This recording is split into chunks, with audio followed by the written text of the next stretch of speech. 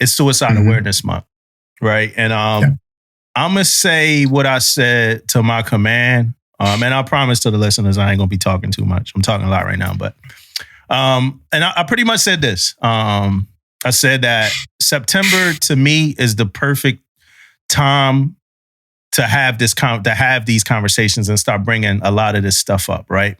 And I say perfect time where we know it's never, it's not a ceremonious moment, but we're heading into a time in our year where, and it's kind of what I was telling my command, where like the surfboards go up in certain regions of the country, or regions of the world. The surfboards go up. The grills, get put away. It's no burgers and dogs. It's no kind of family running in and out, grabbing food, getting out of there, stuff like that.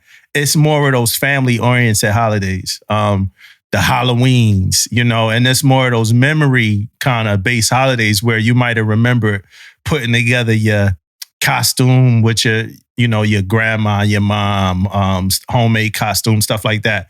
Right after that, you got Thanksgiving. Big Mama, all the people we lost at the table that we think about. Right after that, we got Christmas, another major holiday for us. And then right after that, we got New Year's, another one. So it's like hit after hit after hit after hit. Yeah. And for some of us, right, that might not have been deployed, we have memories, we got family members, we got regrets, we got people we wish we could have saw more of. We got a lot of things that's kind of festering in us at that time. And then for others, we are deployed at these times of the year, and then those thoughts fester. I just said it's getting harder and harder for me not to be around my daughter. I can't imagine now, and I'm gonna have to go through it, but I can't imagine right now a deployment where I can't see my daughter for like 6 months, 7 months, like I'm gonna have to deal with that. It was hard enough, not seeing my wife. I was blowing her Facebook messages up crazy, Teach, like crazy. It don't make no sense. But so now we heading into these months. So I really do think September is the perfect time for us to huddle up. Let's talk about all of this. Let's talk about mental health. We should never stop, but let's kind of really, really, really, really, really make sure that footprint is seen throughout our commands and talk to our sellers, talk to our chains of commands and stuff like that about that. Because it's some tough months. I'm talking about war in the brain and war in the heart months coming up for a lot of service members. And from me to y'all, we will put some notes on at the end of this episode, but I love y'all and take care of each other. You know what I mean? That's all I got. I don't know if you got anything on that one, Commander, but that's all I got for that. Yeah. It's Suicide Awareness Month, man. Like you said, you got to talk about it, all the time. It can't be a reactive kind of thing. You got to have an active posture in your command on talking about the triggers, about suicide. And two quick things for me, when one of the things I did with my crew was talked about us being a high risk command.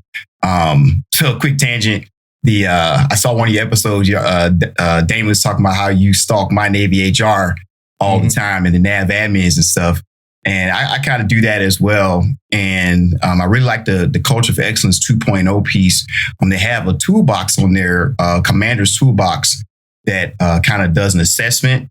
They have a rolling assessment of ships or commands in general.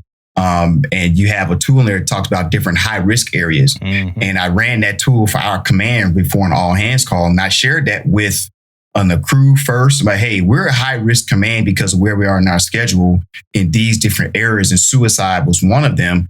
But I doubled down on that too and put together I do a series message to the families. And I put that same commentary in my most recent letter to the families through the ombudsman as well to say, hey, the sailors and their families for our command are high risk. And these are the different things that we're talking about. Make sure you're talking about them as well to ensure that we're trying to identify those triggers, bring them to the left, and talk about what kind of resources are there to help you manage that stuff, manage those things.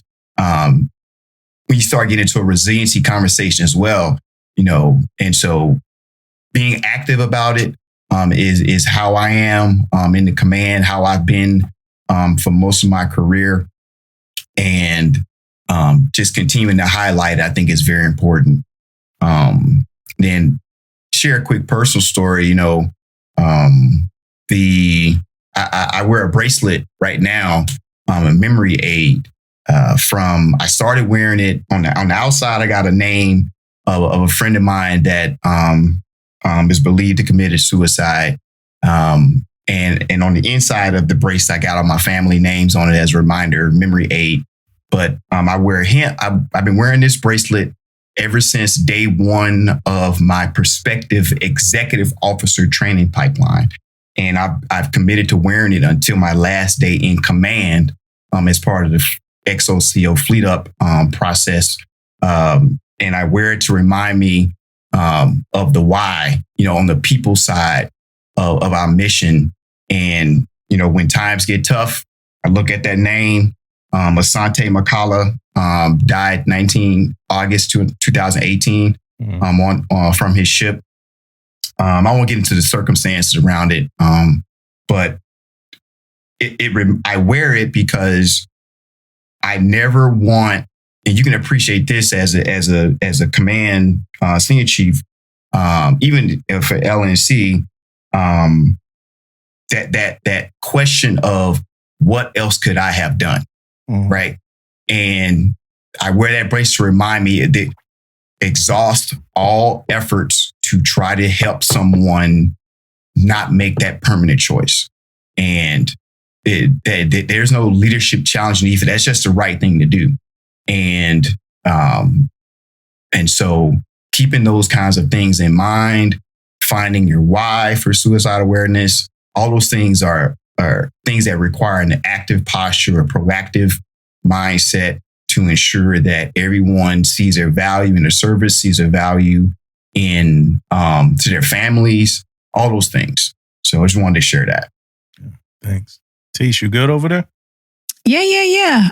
What I'll say about it is that so I've read a lot of line of duty investigations.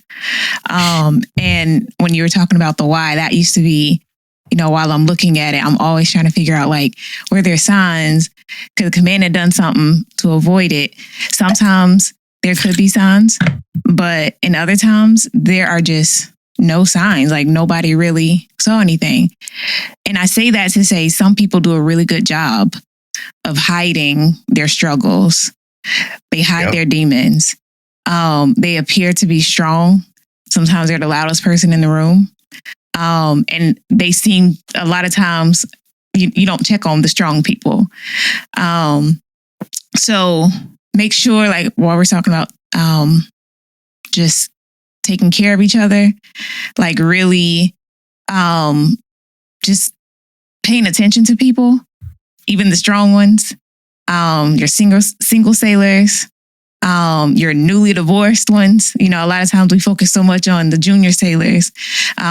Divorce is rampant in the military. That's just the culture. It's hard. And so there's a lot of people who are hurting, and this is their first holiday that they're spending single, or away from their child, because they're going through custody disputes. And so definitely check up on those people, especially the strong ones, because I've seen some where it's just how, and it hurts everybody. And so everybody is loved. If nobody loves you, permission to speak freely loves you.